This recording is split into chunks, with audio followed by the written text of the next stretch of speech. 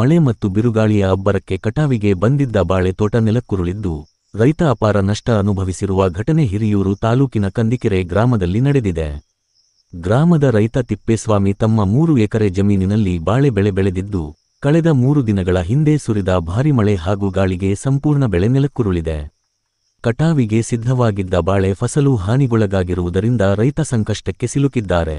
ಘಟನೆ ನಡೆದು ಹಲವು ದಿನಗಳಾದರೂ ಸಂಬಂಧಪಟ್ಟ ಕೃಷಿ ಮತ್ತು ಕಂದಾಯ ಇಲಾಖೆ ಅಧಿಕಾರಿಗಳು ಸ್ಥಳಕ್ಕೆ ಭೇಟಿ ನೀಡಿ ಪರಿಶೀಲನೆ ನಡೆಸಿಲ್ಲ ಎಂದು ರೈತರು ಅಸಮಾಧಾನ ವ್ಯಕ್ತಪಡಿಸಿದ್ದಾರೆ. ಇದೇ ವೇಳೆ ಹಿರಿಯೂರು ಕ್ಷೇತ್ರದ ಶಾಸಕ ಡಿ.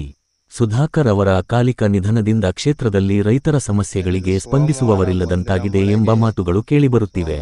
ಸರ್ಕಾರ ಹಾಗೂ ಸಂಬಂಧಪಟ್ಟ ಅಧಿಕಾರಿಗಳು ಕೂಡಲೇ ರೈತರ ಜಮೀನಿಗೆ ಭೇಟಿ ನೀಡಿ ಬೆಳೆ ಹಾನಿ ಪರಿಶೀಲನೆ ನಡೆಸಿ ಸೂಕ್ತ ಪರಿಹಾರ ನೀಡುವ ಮೂಲಕ ರೈತರ ನೆರವಿಗೆ ಬರಬೇಕೆಂದು ಸ್ಥಳೀಯರು ಒತ್ತಾಯಿಸಿದ್ದಾರೆ.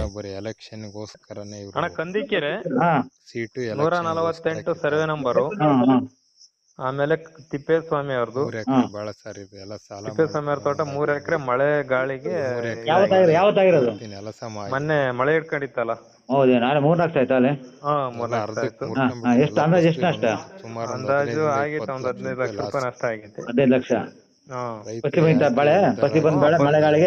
ಬಂದ್ಬಿತ್ತು, ಎಲ್ಲ ಕೊನೆ ಹೊಡಿತಾ ಇತ್ತು. ಮತ್ತೆ ಯಾರು ಬಂದಿಲ್ಲ ಅಧಿಕಾರಿಗಳು ಯಾರು ಬರಲ್ಲ, ಯಾರು ಬರ್ತಾರ, ಯಾರು MLA ನೇ ಇಲ್ಲ, ಯಾರು ಬರ್ತಾರ,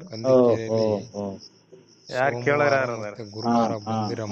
ರೈತರ ಕಷ್ಟ ಯಾರನ್ನ ಕೇಳಾರ? ರೈತರು ನಾವೇ ರೈತರು. 2 ದಿವಸ ಬಂದಿರೋದ್ರ ಪೂರ್ತಿ ನೆಲ ಸಮ ಆಗ್ಬಿಟ್ಟಿದೆ. ಎಲ್ಲ ಅರ್ಧಕ್ಕೆ ಮುರ್ಕೊಂಡ್ಬಿಟ್ಟೆ ಸರ್. ಇದು ಏನು ಮಾಡಕ್ ಬರೋದಿಲ್ಲ. ನಮ್ಮ ಹಿರಿಯೂರು ತಾಲೂಕಲ್ಲಿ ನಮ್ಮ ಕಷ್ಟ ಕೇಳೋರಿಲ್ಲ ರೈತರು. ಸುಮಾರು ಒಂದು 15ರಿಂದ 20 ಲಕ್ಷ ರೂಪಾಯಿ ಲಾಸ್, ಒಂದು 5-6 ಲಕ್ಷ ರೂಪಾಯಿ ಸಾಲ ಮಾಡಿ ತಗೊಂಬಂದು ಹಾಕಿದ್ವಿ. ಪೂರ್ತಿ ಎಲ್ಲ ಈ ಥರ ನೋಡಿ ಅರ್ಧಕ್ಕೆ ಮುರ್ಕೊಂಡ್ಬಿಟ್ಟಿದೆ.